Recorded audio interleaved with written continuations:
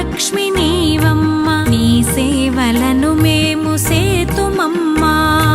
పసుపు కుంకుమలతో నారికేలములతో, పసుపు కుంకుమలతో నారికేలములతో నీ పూజ ఘనముగా చేయుదము తులసమ్మ.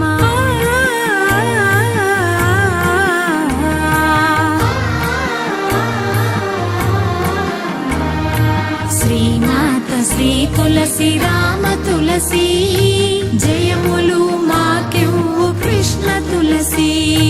శ్రీమాత శ్రీ తులసి రామ తులసి.